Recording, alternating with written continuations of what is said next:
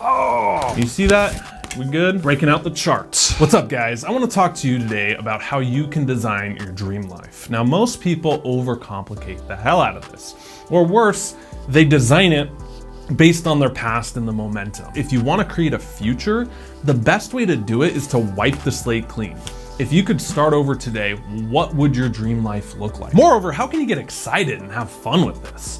Right? I think we get so serious with having a vision and you got one life to live that we forget these processes are supposed to be fun and enjoyable. When I did the exercises like this 10 years ago, I thought it was crazy the stuff I was putting down. I put things like I want to be a rock star in a band and tour the world. I want to have a YouTube channel that reaches millions of people. I want to have a 7-figure business even though I was 30 grand in debt in my mom's basement. All of those and more came true, and I'd say conservatively 70% of everything I put down on this exercise has come true. I'm not saying that to brag or that I have some superhero ability that you don't have. I'm saying that because I want you to wipe the slate clean of what you think is possible. And I want you to just channel excitement, a beginner's mind, and really, most importantly, do this exercise. Now, this exercise, we have 3 steps for you, and we have 3 different graphics I'll walk you through. And that's it. Step 1, reimagining what's possible for you. You're gonna ask yourself the simple question, what is the most badass life I can think of? For you, right? Like, what is the holy I can't believe this is my life version of where you want to be one? This is what I call reverse goal setting. What do I mean? It's thinking with the end in mind, not thinking from where you are today. Go from the outside in. In other words, what do you want someday? And how does that break down into your 5-3-1 month now goal? When you do this is what people mean by having a vision for your life. Some alternative angles of this is what excites you. Like, what do you say, oh man, I can't wait to blank? And when I answered this, it was things like, well, I would be free from a 9-to-5, like someone breathing down your neck telling you what to do. There wasn't any ceiling to the amount of money I could make. I had creative freedom. I love to teach, so I would be learning and getting paid to share, learn, and grow and help people. Freedom from a schedule. Like if I have a daughter, I can go to her softball game on Wednesday at 2 p.m. I'm there. I don't have to ask for permission to get that off. So like those were the kinds of things I put in here. Now, if you're like, Clark, I'm stuck. I don't know what the most exciting life is. Another angle, who has the most badass life you can think of? This is what we call modeling. Businesses model after other business models. Athletes model after professionals who have it all figured out. Similarly, you can model yourself after what other people who inspire you are doing. You see role models everywhere, online, when you're consuming content, in your life, at work. Look at what these people are doing and say like, why do I like that? Who has something I already want? When I did this, I saw people that had online fitness businesses. People like Vince Del Monte, Sean Croxton. And again, this is early 2010, like before internet marketing and content creation was huge. So it was very unique. And I'm saying, wow, these people aren't speaking one-to-one, they're speaking one-to-many. They have the freedom, the lifestyle, everything that checked off that I told you I wanted earlier. And then I realized I couldn't stick to a diet, and that's a pretty hard gig to have if you're got a binge eating problem.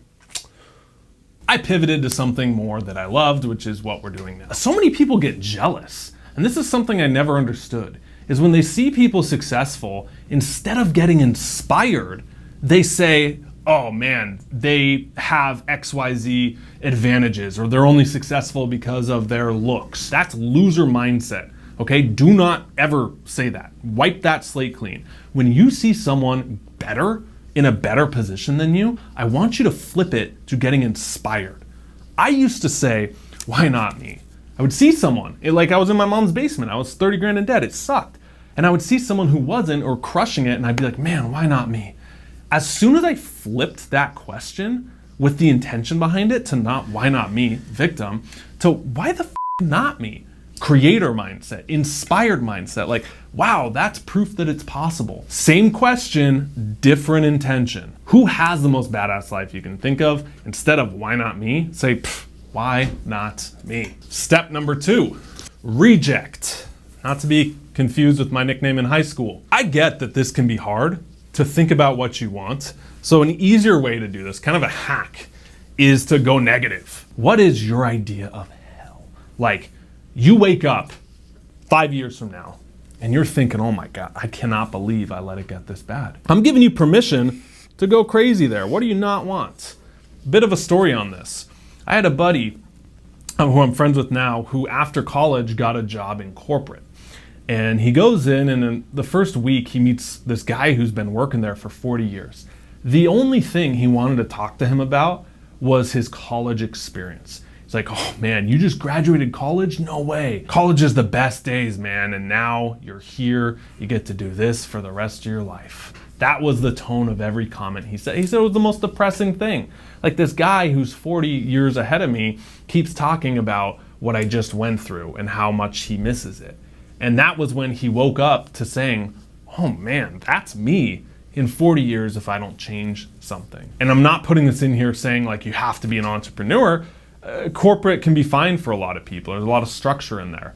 But for him, that was his idea of saying, what do I not want? Well, I just encountered it, and that, I can't do that. Here's where you are, and you're looking out, and you're saying, whoa, if it got to there, I would not be satisfied. I would be like, we are in trouble. Now let's add a little theory from psychology here. There's two primary goals that you can set. The first is approach goals. And that's what we just did. Like, what do I want? What's exciting? I want a promotion at work. I want to find someone to share my life with in a relationship. I want more energy to play with my kids. Those are all approach goals. Those are very good. But then there's a second type, equally as motivational. This is avoid goals. So what are you running from? Not to. I don't want to be broke. I don't want to die early from chronic health problems. I don't want to end up alone. You're like, oh, that's heavy, but that's what's in our subconscious. And we're not making either of these approach or avoid wrong. That's silly because we all have both of these. We're tapping into the motivation from each. And if you can really do this, that's where you get what I call your authentic drive.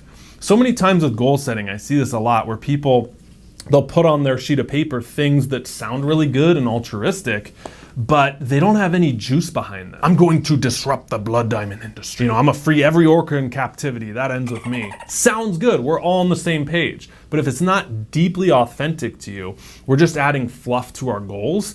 And now when you look at a list, they're not gonna inspire you. My point is the authentic drive is using both approach and avoid goals. So like if really in your bones, you feel that you do not want to be enslaved to a corporate system and you dread going into work for someone else, that's a better goal to find motivation from.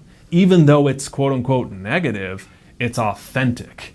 If your goal is to get shredded, to have more energy, great, but if it's to get shredded to impress the opposite sex and increase your dating life, that's gonna motivate you 10 times more than a nice fluffy goal like I wanna get my cholesterol levels down. That's what we're talking about here, okay? So we're not judging you, you're not judging yourself, you're saying what's authentic, and that's why we're doing approach and avoid goals. Now here's the thing, obviously you could make the argument, oh, well, you know, avoid goals are lower vibration and, you know, I'm a high conscious being, why would I suit myself down? The point is that as you evolve and get closer to it, your goals evolve and change as well. There's many things I thought I wanted someday that, you know, 5 years into it, I'm like, oh, maybe I don't actually want that.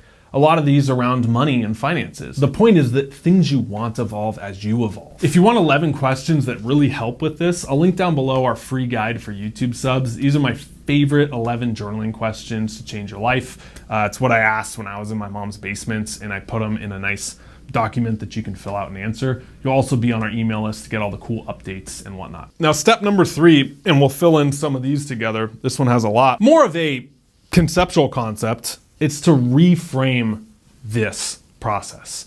What is the closest win for you? What is the closest next thing that you can do to bridge yourself out to your vision that you created?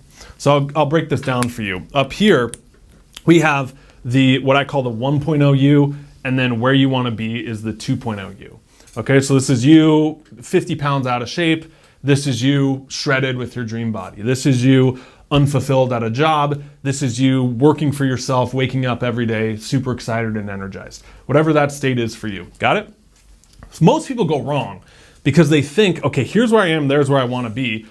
Move. You hear people talk like, well, I'm trying to lose 50 pounds. Oh yeah, I'm going to lose 20 pounds. Or, oh, I'm going to work for myself so I can be a millionaire. So we set the bar so far out that we forget that you're not losing 50 pounds. You're losing 10, 20, 30, 40, and then you arrive at 50.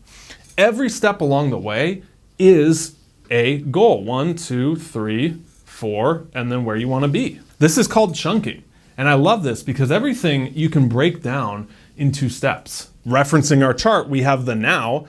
Well, that's a series of 1 month, 1 year, 3, 5, and then where you want to be. That's the chunking down. Personal story on this. I found it in my 2016 journal. I was starting on YouTube and I said I wanted to get 10,000 subscribers. I broke down that goal. Every single 100, I wrote the next one and checked it off. So I chunked my big goal into smaller goals and you check it off along the way. Anything has this steps that you can break into. You want to run an Ironman. Well, you probably don't just start from day one training for an Ironman if you're out of shape. Maybe your sub goals are, I want to run a 5K, then a half, then a full marathon, then a triathlon, and then an Ironman. I know this might sound small, like, oh, you're just going to chunk down. But when I trace back how I was able to maintain motivation over 14 years of making YouTube videos and being an online business, it was this. It was knowing where I wanted to end up, but chunking it down to what's the next immediate thing I need to get there. Now for this next part, I want to go over tips because you might be thinking, okay, well, I know what I want. I'm doing that. I know what I don't want. Maybe I've chunked it down. How can I reduce friction to where I am to where I want to be? The first is, again, back to psychology. There's a concept called goal competition, that when you have a goal that takes a lot of your energy, like building a business, that's a massive goal that's pretty much all consuming, right? Entrepreneurs can get obsessive. And I have stories of this. I have friends of this, like it's all you think of, and that's obsessive. Well, it's very hard for you to have 3 or 4 different goals because they're competing for that same bandwidth. In the same way that if you're in a house with one Wi-Fi router, right? You ever had like 10 people plugged in on it or 10 devices? It slows the whole thing down, doesn't it? Than if you just have one. In other words, this is what most people do, is they say, okay, dream life, I'm gonna have like 15 goals that I'm pursuing at once to get there. But this is the right way to do it, is focus on one goal at a time. And ideally, this is, you ever heard the concept of a keystone habit? It's like the habit that unlocks other habits. So an example here would be if you have a drinking problem and you're trying to lose weight, well, the reason you binge is because you drink and then you get the hangries and you're hungover, and so that throws off your diet. So if you quit the drinking, all the other habits are easier to maintain because you sleep in, you can be consistent, you go to the gym, etc. So quitting drinking is a keystone habit. I find you have a keystone goal. So for me, that was content and marketing and building, getting attention and creating videos. That has always been my highest priority, is making sure like the lifeblood of your business is sharing valuable content. And it's like a heartbeat, it circulates everything. That if you stop making videos, then the whole circulation of your entire business goes flatline and you die. The second tip, I want to talk to you about habits. People can overcomplicate habits, like they have to have these systems and they have to do all these rituals and move things around in their life. It comes down to this, asking yourself, why wouldn't this work? Okay, why wouldn't I be successful if I was doing this? And that's usually like 1 or 2 big things that we're avoiding, and some of the other habits can get in the way of that. You want to be a music producer who's playing festivals. Why wouldn't it work? Well, your habit's probably, okay, if I can just produce the best songs I can, and I release one every month because that's going to motivate me to actually learn and I'm on the hook for something, And every day before my job for 2 hours, I'm watching tutorials. I'm rebuilding songs of my favorite artists. I'm trying to get it to sound exactly like them and learning all the skills. Like, why wouldn't it work? You want to lose weight. Okay, I'm going to track everything I put in my mouth. I'm going to get 10,000 steps a day no matter what. Why wouldn't that work? You want to be a writer. Okay, I'm going to commit to posting 1 blog post a week and make it the best I can and love what I do. Why wouldn't that work? That's the question. And so habits are great, but I think we can get lost in the sauce with the processes behind them. You're really just trying to have the actions that answer the question, why wouldn't this work? So let's review. For you to design your dream life, it's 3 steps. Reimagine, reject, and reframe. You're gonna ask yourself, what's the most badass life I can think of? You don't do what most people do, which is just think small, like where I am now and where I wanna be in 1 month's time or 1 year time. That's okay, but it's better to begin with the end in mind and work your way backwards. If you're stuck, you can ask the easy question, what do I not want? What do you want to reject? There's approach goals and avoid goals. Both are important to source that authentic drive and motivation. And the last point is that you reframe. What is the closest win I can have? What are the chunks in between where I am and where I want to be? And if you're stuck, you just pursue the next one. And those, if planned out, will build on each other.